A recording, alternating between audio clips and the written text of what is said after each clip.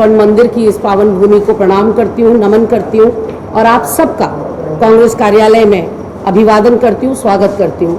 मेरे साथ मंच पर मौजूद हैं अमृतसर के हमारे बहुत ही वरिष्ठ जिलाध्यक्ष अश्विनी पप्पू जी, तमाम हमारे गणमान्य वरिष्ठ नेता यहाँ मंचासीन हैं, हमारे पार्षदगण मंचासीन हैं, हमारे युवा कांग्रेस के साथी यहाँ हमारे साथ मौजूद हैं।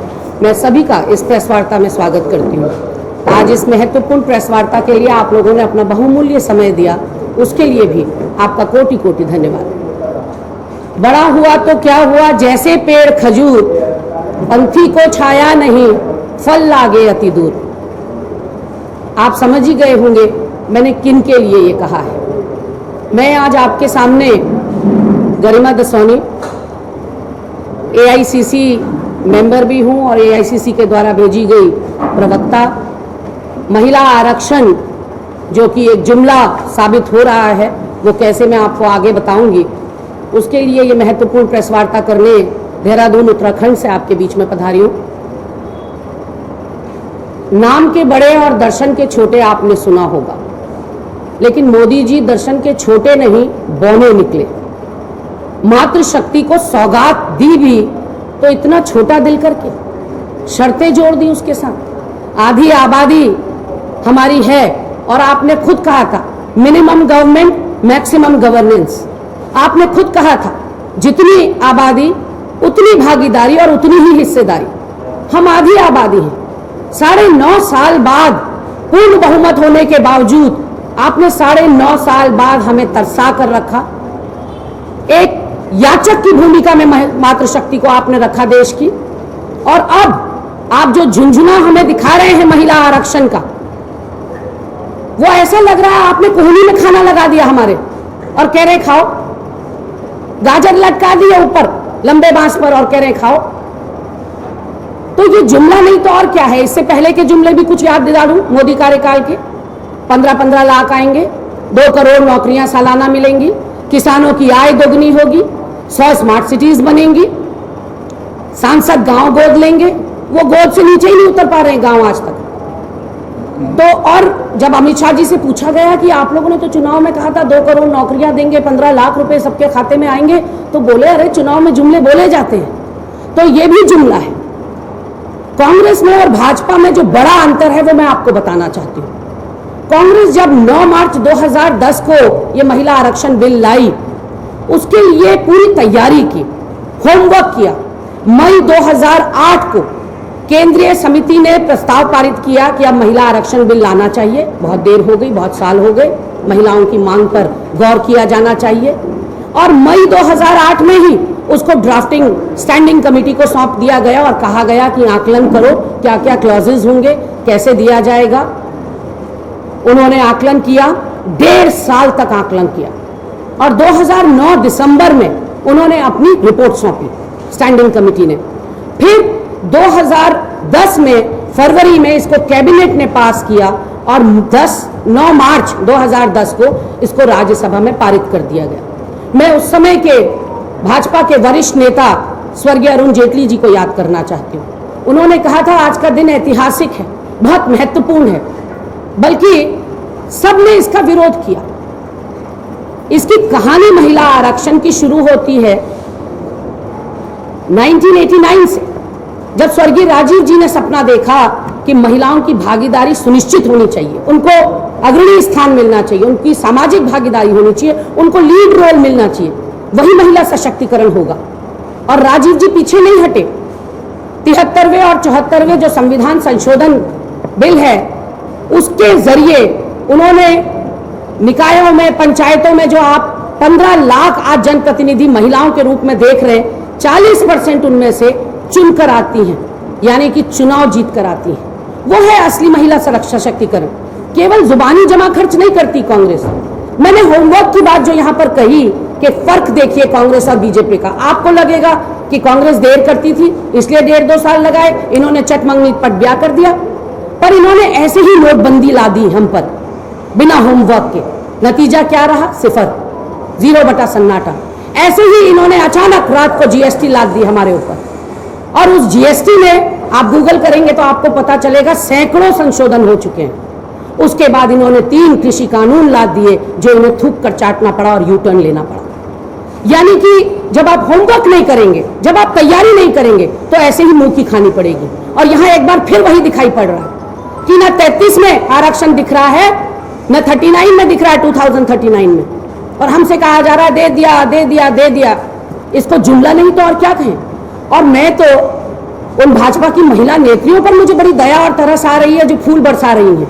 या तो वो बहुत मासूम है, या बहुत भोली है, या फिर अंधभक्ति में अपनी सूझबूझ खो चुकी है। बावली फूल बरसा रही है, पता ही नहीं उनको, ऐसा लग रहा है गोया सबके सब विधायक बन गई हैं, MP बन गई, वो सबके सब सांसद बन गई हैं, ऐसे झूम रही हैं, नाच रही हैं। उन्हें पता ही नहीं चल रहा है गाजर लटका दी गई है आपके आगे से भी, जैसे युवाओं के आगे से 2 करोड़ की गाजर लटकाई गई थी। मैं आपको बताना चाहती हूँ 2010 में, पीछे प्लीज थोड़ा सा शांत रखिए, 2010 में कांग्रेस के पास या यूपीए के पास न राज्यसभा में बहुमत था, न लोकसभा में बहुमत था। फिर भी हमने हिम्मत दिखाई, हमने राज्यसभा में पास कर दिया, लोकसभा में रुक गया। आपके पास तो पूर्ण बहुमत है, फिर भी 9.5 साल आपने इंतजार करवाया। चलिए इंतजार करवाया, कोई बात नहीं, कहते हैं अंत भला तो सब भला। हमने इंतजार भी कर लिया, लेकिन फल मीठा तो मिला नहीं। आपको ये 2 पुछल्ले लगाने की क्या जरूरत थी? जनगणना होगी, फिर परिसीमन होगा, फिर जाकर मिलेगा। अरे हमने 2011-12 में मनमोहन सिंह सरकार ने जो जाति जनगणना करी, जो हमने जिसको SECC कहते हैं, यानी कि सोशियो इकोनॉमिक कास्ट सेंसस किया था, उसको आपने सार्वजनिक नहीं किया, हमने 11-12 में किया। और आपको पता है कि उसको आने में समय लगता है, उस जनगणना को आने में समय लगता है। तब तक सरकार बदल गई, तब तक इनकी सरकार आ गई 2014 में, पर आंकड़े आज तक सार्वजनिक नहीं हुए।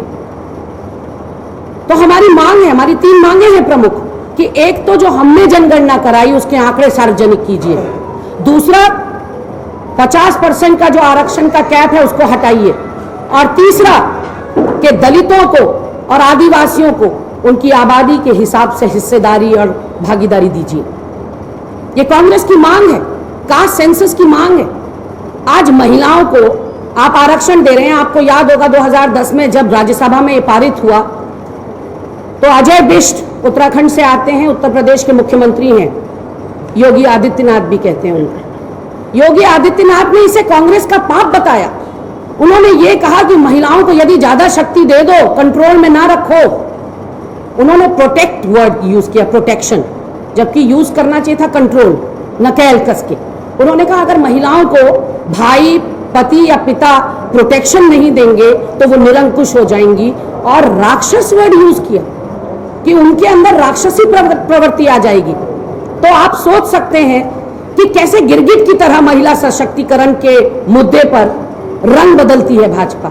हमारा राजीव जी के समय से जो था महिला सशक्तिकरण पर, वो आज भी है। आज आप जो महिला प्रधान देखते हैं, जिला पंचायत सदस्य देखते हैं, ब्लॉक प्रमुख देखते हैं, जिला पंचायत अध्यक्ष देखते हैं, वो कांग्रेस की बदौलत है। वो कांग्रेस की दूरदर्शिता थी, वो राजीव जी की दूरदर्शिता थी, जिसको आगे बढ़ाया सोनिया जी ने, मनमोहन सिंह जी ने, PV नरसिम्हा राव ने 1992 में पास कराया उसको। फर्क वही मैं बता रही हूं कि हम कमिटेड हैं। हम आज भी कास्ट सेंसस के लिए छत्तीसगढ़ में, मध्य प्रदेश में, राजस्थान में कमिटेड हैं। और बिहार ने तो सुप्रीम कोर्ट को इन्फॉर्म कर दिया कि हमने जाति जनगणना पूरी कर ली। आप बताएंगे तो सही देश को कि देश में OBC हैं कितने, या वो गुमनाम रह जाएंगे। जब सबको पता है कि भारत देश एक माला की तरह है, कई फूल हैं इस माला में, तो पता तो होना चाहिए देश के लोगों को। ये पारदर्शिता के लिए भी जरूरी है। सोशियो इकोनॉमिक समानता जो हम कहते हैं, सामाजिक, आर्थिक, राजनीतिक समानता, उसके लिए बहुत जरूरी है कि कास्ट सेंसस होना चाहिए। कांग्रेस पार्टी पहले दिन से इस बात को लेकर अड़े है। और जब आपने कराया ये बिल, सदन में आपने पेश किया, आपने महामहिम राष्ट्रपति महोदया को नहीं बुलाया, द्रौपदी मुर्मू जी को नहीं बुलाया। पहले तो महिला होने के नाते उनका अधिकार था कि वो सदन में रहती, महिला भी छोड़िए तो उनका राष्ट्रपति होते हुए अधिकार था कि वो सदन में रहती। पूरी मातृशक्ति का अपमान नहीं तो और क्या है ये? आपने निश्चित रूप से अपमान किया है मातृशक्ति का। और जो महिला आरक्षण पर बड़ी बड़ी बातें कर रहे हैं, आज उनसे महिला आरक्षण की बात कर रहे हैं। इससे पहले अच्छे दिन का वादा था, बेटी बचाओ बेटी पढ़ाओ का वादा था, स्वच्छ भारत का वादा था, नमामि गंगे का वादा था। आज जरूरत क्या हो गई है? भाजपाइयों से बेटियों को बचाने की जरूरत पड़ गई है। पढ़ा तो हम लेंगे बच्चियों को, पहले बचे तो सही आपके चंगुल से। क्या हुआ ब्रजभूषण शरण सिंह के केस में? पहलवान बेटियां चित्कारती रही, कलेजा फाड़ के रोती रही, सड़कों पर आपने उनको आने को मजबूर कर दिया जो गोल्ड मेडल देश के लिए लाया करती थी। आपने क्या किया हाथरस में, आपने क्या किया कठुआ में, आपने क्या किया उत्तराखंड में अंकिता भंडारी जिसके साथ कई बार दुष्कर्म और उसकी हत्या हुई, वो भाजपा के पूर्व राज्य मंत्री और आरएसएस से बहुत जिसके तार जुड़े हुए हैं विनोद आर्या के सुपुत्र पुलकित आर्या ने की। और उत्तराखंड से आई हूं तो आपको सुबह से शाम हो जाएगी सुनने में कि भाजपा के नेताओं ने वहां यौन उत्पीड़न कितनों का किया और कितने केस लंबित हैं, चल रहे हैं। वनंतरा रिजॉर्ट में उस 19 साल की रिसेप्शनिस्ट अंकिता भंडारी की हत्या कर दी गई दुष्कर्म के बाद, फिर चीला बैराज में उसके शव को फेंक दिया गया। और ऊपर से तुर्रा देखिए कि जहां अपराध होता है उसको सीज किया जाता है, सील किया जाता है। इन्होंने बुलडोजर चला के साक्ष्य और सबूत मिटा दिए। इन्होंने 2 बार पुलिस की मौजूदगी में उसी महीने में आगजनी करवा दी, सब नष्ट। उसका जो बिस्तर था जिसपे वो सोती थी वो उठा के स्विमिंग पूल में डाल दिया। 18 सितंबर पिछले साल उसकी मौत हुई। आपके आंखों में आंसू आ जाएंगे ये सुनकर कि इस 18 सितंबर को भाजपा की किसी नेत्री या किसी नेता ने उस उत्तराखंड की बेटी या बहन को श्रद्धांजलि देना तक गवारा नहीं समझा। एक दिया, एक मोमबत्ती उसके नाम की नहीं जलाई। इसका मतलब क्या समझा जाए कि भाजपा समूची विनोद आर्या पुलकित आर्या के साथ खड़ी है। अंकिता क्या पहाड़ की बेटी नहीं थी? वैसे ही अनगिनत पूरे देश में आप निकालेंगे तो आपको हाथरस और कठुआ जैसे केसेस मिलेंगे जिनको रात के अंधेरे में जिनकी चिता को आग लगा दी जाती है ताकि दुनिया को पता ना चल सके। यह है इनका महिला सशक्तिकरण। तो साफ बात यह है कि महिला आरक्षण बिल एक आई वॉश है, एक झुंझुना है, एक गुगली है मोदी की महिलाओं के लिए। जैसा कि मैंने कहा, बड़ा हुआ तो क्या हुआ, जैसे पेड़ खजूर। बड़े तो नाम के बहुत हो गए मोदी जी, लेकिन फली किसी को नहीं मिल पा रहा है, आउट ऑफ रीच हो गए हैं। वहां युवा नौकरियों का इंतजार कर रहे हैं, किसान जो है एमएसपी का इंतजार कर रहे हैं, अपनी आमदनी दुगनी होने का इंतजार कर रहे हैं, महिलाएं जो हैं आरक्षण का इंतजार कर रही हैं। आपको यह भी याद दिलाना चाहती हूँ, 2016 में महिला दिवस के दिन चिट्ठी लिखी सोनिया जी ने, और अनगिनत चिट्ठियां अभी तक वो मोदी जी को लिख चुकी हैं कि make use of your majority. हमारे पास मेजॉरिटी नहीं थी, हमारे हाथ बंधे हुए थे, आपके तो नहीं बंधे। और एक विपक्ष देखिए राय दे रहा है। हमें भी पता है कि आप आरक्षण अगर आज से लागू कर देंगे तो फायदा किसको मिलेगा, हमें पता है, लेकिन फिर भी हम चाहते हैं कि महिलाओं को फायदा, महिलाएं राजनीति के क्षेत्र में आगे आए, क्योंकि महिलाएं अच्छा नेतृत्व कर सकती हैं। कहां लोहा नहीं मनवाया, बछेंद्री पाल से लेकर आप देखिए कल्पना चावला तक और इंदिरा गांधी से लेकर सुनीता विलियम्स तक, महिलाओं ने कौन से क्षेत्र में झंडे नहीं गाड़े हैं। तो ऐसे में ये शर्तों की क्या जरूरत थी? जो 11-12 का जनगणना थी, परिसीमन था, आप उसके आधार पर आज से ही इसको लागू कर सकते थे, और फिर जब आपकी जनगणना और आपका परिसीमन पूरा हो जाता तो फिर आप उसको फ्लिप फ्लॉप करके आरक्षण उस बेसिस पे दे सकते थे। क्योंकि आरक्षण का तो रोटेशन होना ही है, ये तो कहा ही जा रहा है कि आरक्षण का रोटेशन होगा। 2016 मैंने बताया आपको, महिला दिवस के दिन सोनिया जी चिट्ठी लिखती हैं मोदी जी को कि इससे बढ़िया उपहार आप नहीं दे पाएंगे, महिलाओं को आरक्षण दे दीजिए। और फिर 2018 मॉनसून सत्र में राहुल जी चिट्ठी लिखते हैं मोदी जी को कि आप बार बार सार्वजनिक मंचों से महिला सशक्तिकरण की बड़ी बड़ी बातें करते हैं, आप महिलाओं की भागीदारी की या उनको मेन स्ट्रीम में मुख्यधारा में जोड़ने की बात करते हैं। आज कर डालिए, ये सही मौका है करने का। और अपनी चिट्ठी के साथ संलग्न किए राहुल जी ने 32 लाख हस्ताक्षर उसके पक्ष में, महिला आरक्षण के पक्ष में, जो हमने पूरे देश से मंगाए थे, पैन इंडिया से मंगाए थे, हमारे कांग्रेस के कार्यकर्ताओं से, आम जनता से हमने सिग्नेचर्स करवाए थे। वो 32 लाख सिग्नेचर्स उन्होंने संलग्न किए मोदी जी को 2018 में कि 2019 का लोकसभा चुनाव आने वाला है, मोदी जी दे दीजिए, दे दीजिए, दे दीजिए कहते कहते 2014 से 2023 में पहुंच गए हम, और 2023 में कह रहे हैं लो जी आपको दे दिया झुंझुना हमने। डेट नहीं बता पा रहे। भाजपा के किसी नेता से आप पूछ लीजिए आरक्षण कब से लागू होगा, क्या 29 का जो लोकसभा चुनाव होगा उसमें हो जाएगा, क्या 2033 में जो होगा वो हो जाएगा, 33 या 34 में, या नीचे 39 आ जाइए हो जाएगा। कोई श्योरिटी नहीं, कोई गारंटी नहीं, केवल जुबानी जमा खर्च। इतने सारे लोग लुभाने, हमको सपने दिखाए, सब्ज बाग दिखाए, लेकिन नतीजा आप देख रहे हैं कि क्या है। आज के समाचार पत्र में मैं पढ़ रही थी साथियों, हमको कच्चा तेल रशा 30% ज्यादा दे रहा है, 30% और देशों के मुकाबले। औरों को $60 प्रति बैरल मिल रहा है, हमको 90। ये है उनकी 56 इंची छाती और ये है उनकी अंतर्राष्ट्रीय ख्याति कि रूस थर थर थर थर कांप रहा है और केवल भारत ऐसा देश है जिसे $30 प्रति बैरल ज्यादा में कच्चा तेल दे रहा है। क्यों? कोई सवालों के जवाब नहीं। यहां सवाल के जवाब नहीं मिलते। मणिपुर पे कितने मिल गए, नुहू पे कितने मिल गए। तो जब सरकारों को बहुमत मिल जाता है वो ऐसे ही निरंकुश और ऐसे ही अराजक हो जाती हैं जैसे इस समय केंद्र की सरकार है। किसी की कोई सुनवाई नहीं है, ना मीडिया की, ना जनता की, ना विपक्ष की और ना आधी आबादी की। आपको आधी आबादी को यदि सौगात देनी थी, आप मंचों से तो कहते हैं यत्र नार्यस्तु पूज्यन्ते रमन्ते तत्र देवता, या कहते हैं कि या देवी सर्वभूतेषु शक्ति रूपेण संस्थिता नमस्तस्ये नमस्तस्ये। ये मंचों से सुनने में बड़ा अच्छा लगता है, लेकिन किया क्या आपने? एक भद्दा मजाक किया है देश की महिलाओं के साथ। और मैंने जैसा कि कहा, मैं हतप्रभ हूं भाजपा की महिलाओं को देखकर कि इधर धुन बजती है उधर नाचने लगती है। समझ में उनको नहीं आता। गरिमा जी, 76 साल हमारे देश को आजाद हुए, आज भी महिला आरक्षण के बिल की जरूरत क्यों पड़ रही है?